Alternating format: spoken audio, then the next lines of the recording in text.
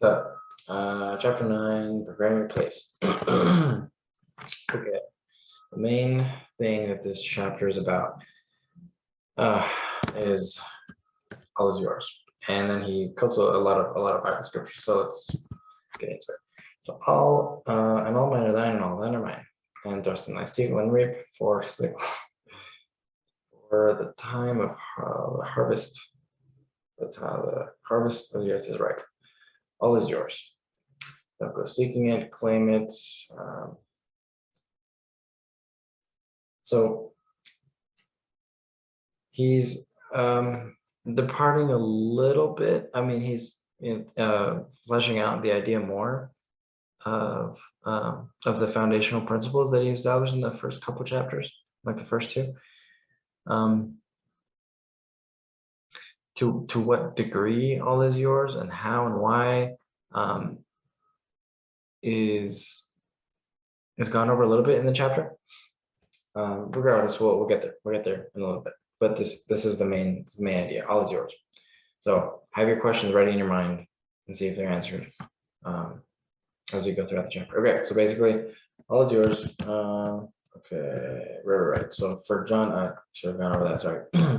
The people are given to him from God that have sent his message. God, Jesus.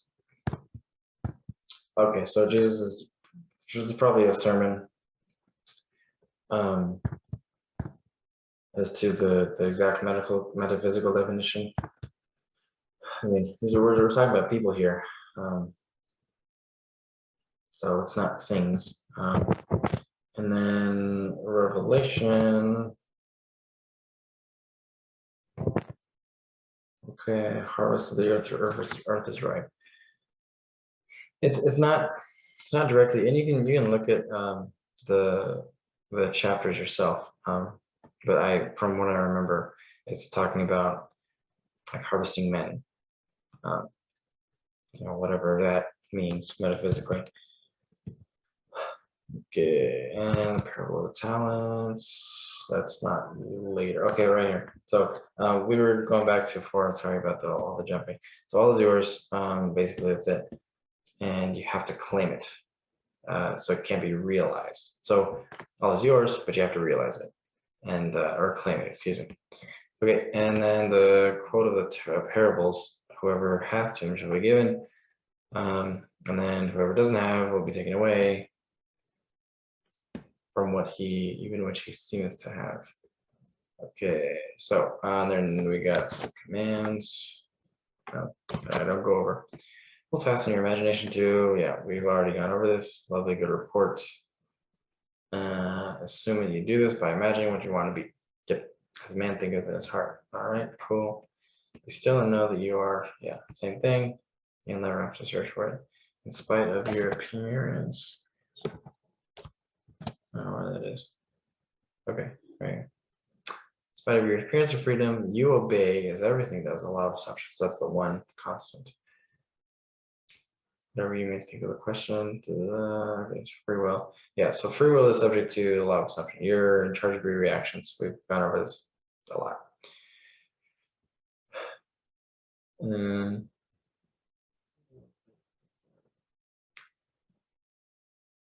Okay, and then he introduces this idea that your assumption places you psychologically where you are not physically, and then your senses pull you back from where you are psychologically to where you are physically. I took this to mean that this was the mechanics of how the law of assumption works. So places you ahead, and then you catch up in consciousness or in imagination or in thought, something like that. Okay, and that's that's how I'm interpreting. That's how the law of assumption works. You assume you're someplace, and then that makes it a reality, or that selects it, and then the physical like senses world catches up to what is established in consciousness or assumption. Okay, so if whether that's actually happens, if it's helpful for you to think of it that way, then great. I guess I haven't thought about it this way. I'm gonna try it out, see how it helps me. The one thing incidentally that does help me imagine is thinking from. I was like always just like think from and be the actual person and actually picture it around you, even with my eyes closed. Anyway, it is the okay precognition permeates the scriptures. We'll talk about that, doesn't he? No, it doesn't. Don't know what this means. All the scripture, like he's talking about all the scriptures of the world. What relationship does precognition, or maybe by precognition he means assumption of the wish fulfilled? But if that were the case, then I mean precognition and or assumption, the law of assumption affects everything anyway. Why does he have to single out the scriptures of the world? I don't know. Okay, my father's house has many mansions. I go to prepare a place. If I go, okay, so this is the reference that I was talking about. Okay, yeah, Jesus is talking to his disciples, right? So Jesus is talking to his disciples, and then he's saying that he's going to prepare a place for you, for the disciples. And then he's going to, yeah. So he takes two verses and puts them together,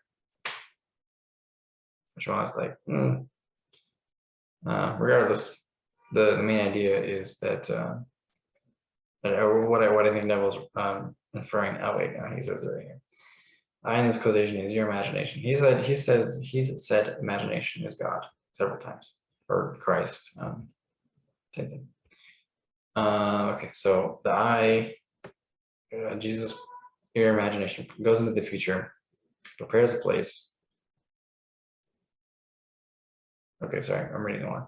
Mansion is a state desired, telling of an event, feeling yourself into the state desired. Okay, so, and then he makes a comparison, you. So the imagination goes into the future, and you also do it. So you are imagination, I guess. I mean, well, yeah, that makes sense, but why, him switching around the words like that is, I don't know. Anyway, I'm not being critical, I'm just, it's hard for me to follow.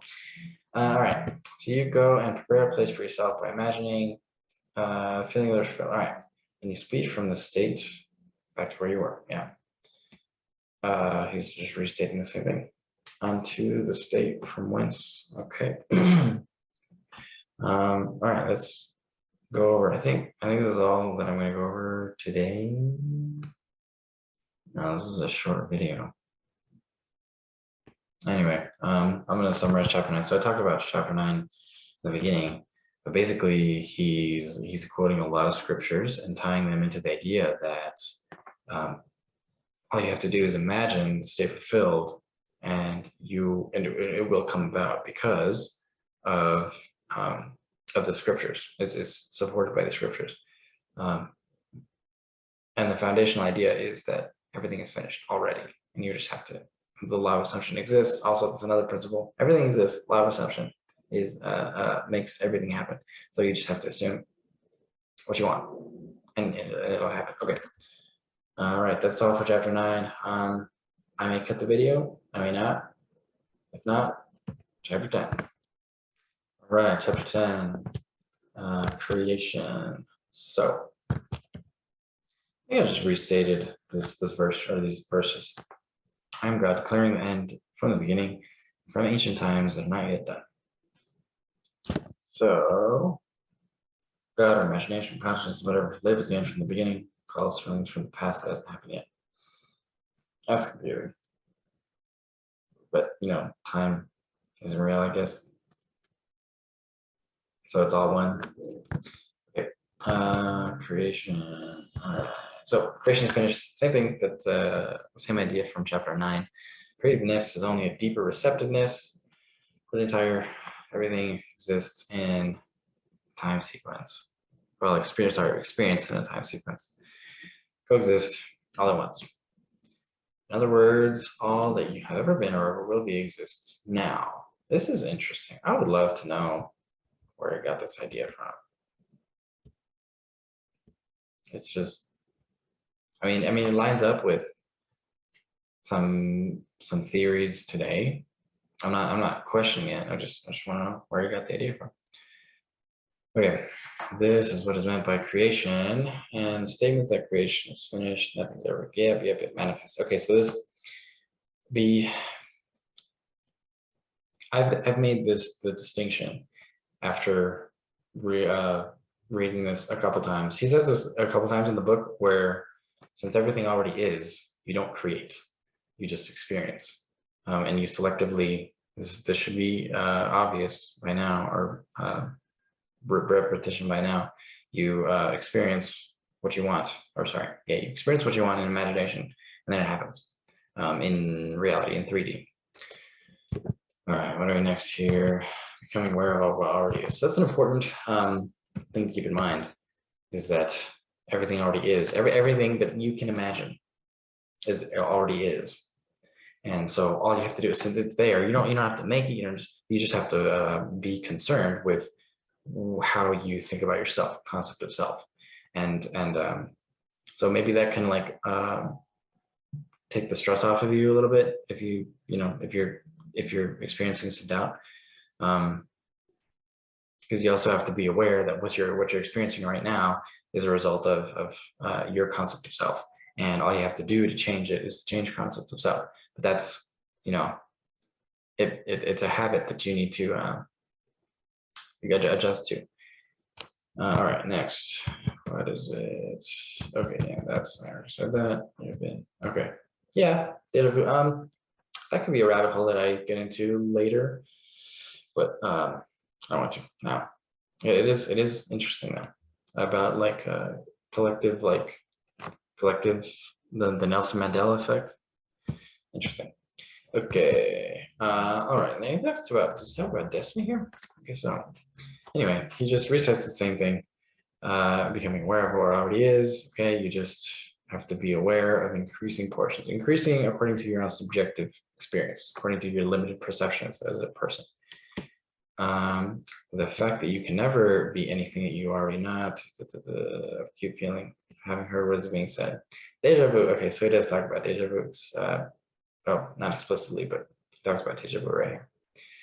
Having met. Okay. All right. So it says your destiny is it is your destiny to become increasingly aware of the infinite wonders of creation and to experience ever in grander portions of it. So he talks about destiny here, and then I think later on in the book, I know later on in the book, or maybe he already has, where he says that you can have no destiny, like a destiny is not real, but it is your destiny to ascend to higher levels of consciousness, or of godhood. Anyway, what are we at next? Okay, Krishna's finished. What determines your time track? Concept of self. Okay, so I talked about that before, but he's saying that again now. Concept determine. Okay, assume the feeling. And so this is a test that you can do right now as you're reading the book. If you're not familiar with this, is first, this is I think where I got the idea from, of not paying attention to the feeling, but rather assuming concept of self first. Because he says right here, assume the feeling of the wish fulfilled and observe the route that your attention follows. So I write that down here. Yeah, okay, I guess not. Let me go over this fast. No, I've said that before. Okay, so it says right here, assume the feeling of what the wish fulfilled. Oh wait, no. Okay, my bad. So he doesn't talk about concept of self first. He says that the answer to determining your time track is changing concept of self. And so he says here, assume the feeling and then observe the route that your attention follows. Okay, and so I talk about reticular activation system here.